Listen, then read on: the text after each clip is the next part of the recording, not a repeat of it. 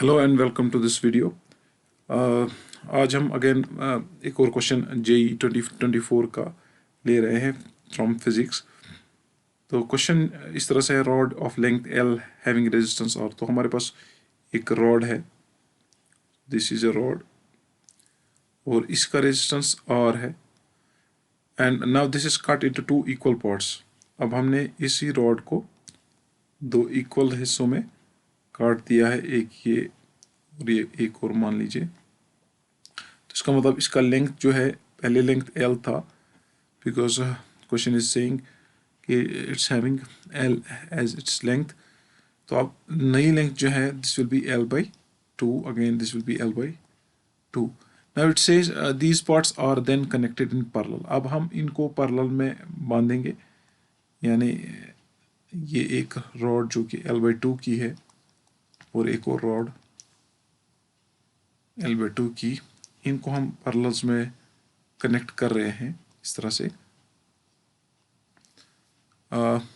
Representation के लिए हम इसको दिखा सकते हैं, this is actually resistance, again this is the new resistance, और हमने इनको कनेक्ट किया हुआ है पैरेलल्स में, यानी एंड्स जो है वो एक सिंगल कॉमन पॉइंट पर मीट कर रहे हैं और अपोजिट एंड्स अदर पॉइंट पर, ये मान लीजिए ए और ये बी है। अब इक्विवेलेंट रेजिस्टेंस की ये बात कर रहा है कि इक्विवेलेंट रेजिस्टेंस क्या है। अब पहले हम देखेंगे रेजिस्टेंस जो है वो क्या बन रही है इनकी। वी नो रेजिस्टेंस जो है, this is rho l by A. तो अब हम यहाँ देख रहे हैं कि अगर रो कांस्टेंट है, ए कांस्टेंट है, तो रेजिस्टेंस डायरेक्टली प्रोपोर्शनल होगा एल के। अब क्योंकि लेंथ जो है वो चेंज हो रही है, तो this is not constant here. Area of cross section जो है वो चेंज नहीं हो रहा है, क्योंकि हम इसको खाली लेंथ वाइज स्प्लिट कर रहे हैं दो हिस्सों में, यानी एरिया जो है वो सेम रहेगा। अगेन रेजिस्टिविटी जो रो है, that's actually constant, it depends on the material. हर एक मटेरियल का अलग अलग कांस्टेंट होता है। अब क्योंकि एक ही मटेरियल के दोनों हैं, तो इसका मतलब ये भी कांस्टेंट ही होगा। तो इसका मतलब आर डायरेक्टली प्रोपोर्शनल है किसके, एल के।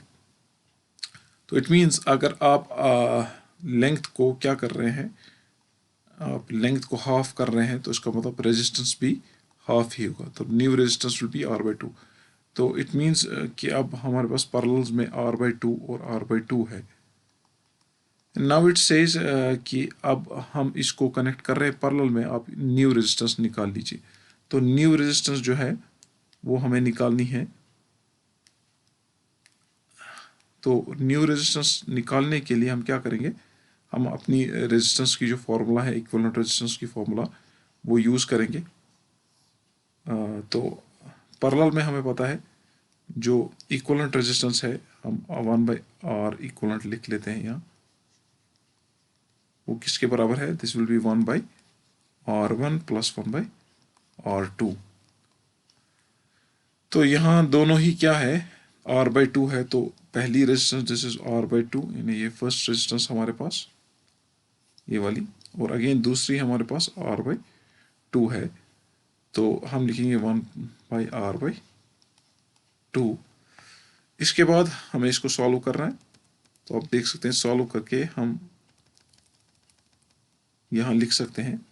So this will B 1/r equivalent किसके बराबर होगा, ये ऊपर जाएगा, 2 ऊपर जाएगा और r नीचे रहेगा, तो this will B 2/r, again this will B 2/r।